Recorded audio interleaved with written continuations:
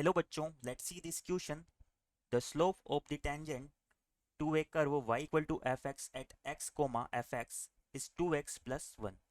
If the curve passes through the point 1 comma 2, then area bounded by the curve x-axis and the line x equal to 1 is option A 5 by 6, option B 6 by 5, option C 1 by 6 और option D 6. तो बच्चों इस question में हमें दिया हुआ है कि एक कर्व के लिए जो हमारे टेंजेंट की स्लोप है point x comma F x पे वो 2x प्लस 1 के इक्वल है। और आगे हमें इन्फॉर्मेशन दी हुई है कि ये कर्व हमारा पॉइंट 1 कोमा 2 से पास करता है। तो हमें क्या करना है, एरिया फाइंड आउट करना है इस कर्व x एक्सिस और लाइन x इक्वल टू 1 से बाउंडेड एरिया। तो क्वेश्चन पे प्रोसीड करने से पहले हम इससे रिलेटेड की कंसेप्ट को देख लेते हैं।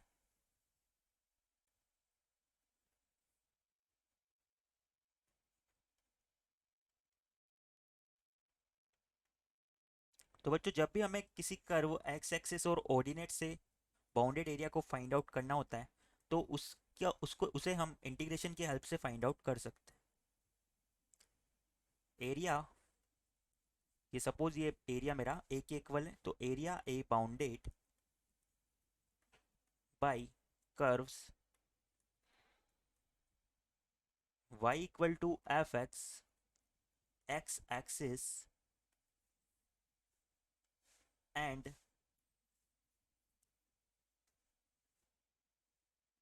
ऑर्डिनेट्स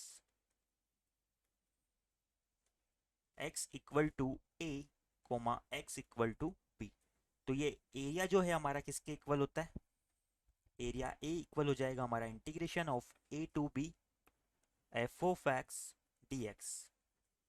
यानी कि किसी कर्व एक्स एक्सिस और ऑर्डिनेट से बाउंडेड एरिया को हम इंटीग्रेशन की हेल्प से फाइंड आउट कर सकते हैं। इस कॉन्सेप्ट को माइंड में रखते हुए हम हमारे क्वेश्चन की तरफ आगे प्रोसीड करते हैं। तो बच्चों क्वेश्चन में हमें दिया हुआ है गिवन दैट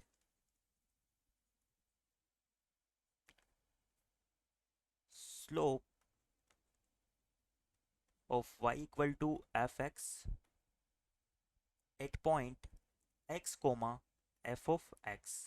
इस point x comma f of x पे curve y equal to f x की स्लोप हमें 2x प्लस 1 के इक्वल दी हुई है। और बच्चों हमें पता है कि किसी भी कर्व के लिए हमारी स्लोप किसके इक्वल होती है, dy बाई डी एक्स के इक्वल होती है। तो यहाँ से हमारा क्या हो जाएगा, dy बाई डी एक्स हमारा इक्वल है 2x प्लस 1 के। ये हमारी एक डिफरेंशियल इक्वेशन आ गई, इसे हम सोल्व कर सकते हैं। यहाँ से हमारा dy इक्वल हो जाएगा 2x प्लस 1 dx के। अब हम क्या करते हैं, दोनों साइड इंटीग्रेट कर देते हैं। तो यहाँ से हमारा y इक्वल आ जाएगा 2x का इंटीग्रेशन एक्स स्क्वायर प्लस 1 का इंटीग्रेशन हो जाएगा x, और प्लस में हमारा आर्बिट्रेरी कांस्टेंट c आ जाएगा। यहाँ पर हम लिख देते हैं c is an arbitrary constant. अब बच्चों अगर हमें c की वैल्यू फाइंड आउट करनी है तो हमें कर्व में हमें क्वेश्चन में एक कंडीशन और दी हुई है कि हमारा जो कर्व है वो पॉइंट 1 कोमा 2 से पास होता है। Since curve passes through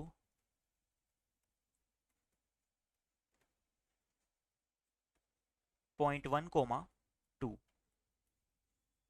then तो हम क्या करते हैं 1 कोमा 2 से इसे सेटिस्फाई करवा देते हैं। यहाँ पर y की जगह हमारा आ जाएगा 2 इक्वल टू x की जगह जब 1 पुट करेंगे तो ये हो जाएगा 1 प्लस 1 प्लस c। और यहाँ से हमारा c किसके इक्वल आ जाएगा, 0 के इक्वल। नाउ अगर c 0 के इक्वल आ गया तो हमारे कर्व की इक्वेशन हो जाएगी then curve is y equal to x square plus x. अब क्वेश्चन में हमें क्या करना है, एरिया फाइंड आउट करना है। Let area a is bounded bye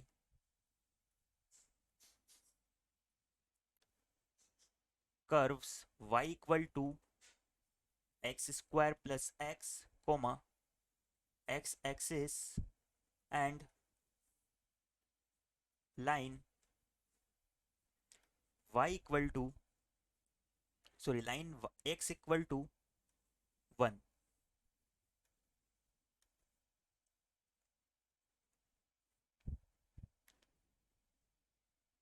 तो बच्चों अगर यहाँ पर हम इसे ड्रॉ करने की कोशिश करें तो ये हमारी वाई एक्सिस और ये हमारी एक्स एक्सिस हो जाएगी। Y equal to x square plus x को हम लिख सकते हैं y equal to x minus 1/2 का होल स्क्वायर। ये हो जाएगा x square y equal to x plus 1/2 का होल स्क्वायर, तो ये हो जाएगा x square plus x plus 1/4।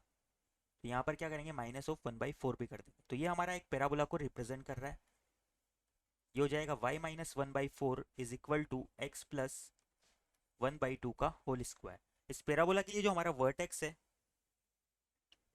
यहाँ पर ये प्लस 1/4 हो जाएगा क्योंकि एलएचएस वाली साइड में वाई वाली साइड में आएगा तो ये प्लस 1/4 है।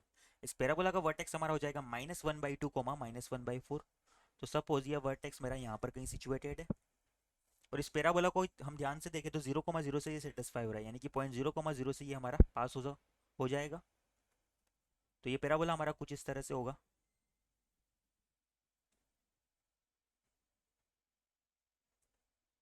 इस पैराबोला के वर्टेक्स v की अगर हम बात करें तो ये -1/2 कोमा -1/4 पॉइंट हो जाएगा। और बच्चों हमें क्या करना है, इस पैराबोला और लाइन x इक्वल टू 1 इससे बाउंडेड एरिया को फाइंड आउट करना है। तो ये हमारा क्या हो जाएगा, रिक्वायर्ड एरिया हो जाएगा।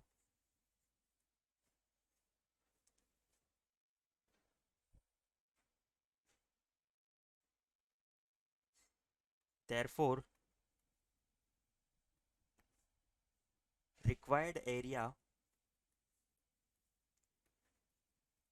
जो रिक्वायर्ड एरिया ए है वो हमारा इक्वल हो जाएगा इंटीग्रेशन ऑफ, यहाँ पर हमारी लिमिट हो जाएगी x इक्वल टू 0 से 1 y dx, यानी कि x square plus x dx।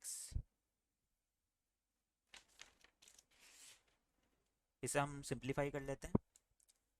तो हमारा एरिया ए इक्वल हो जाएगा एक्स स्क्वायर का इंटीग्रेशन x³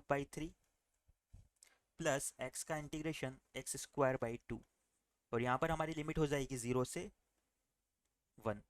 तो हमारा एरिया ए इक्वल हो जाएगा 1/3 plus 1/2 minus 0। Area A equal आ गया 5/6 के।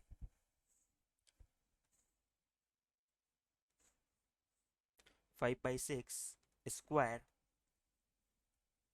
यूनिट्स। एक बार हमारे ऑप्शंस देख लेते हैं हम।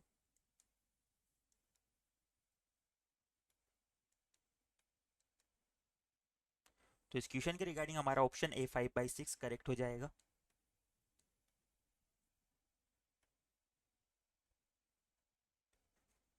Answer is option A. I hope you understand it well. Best of luck.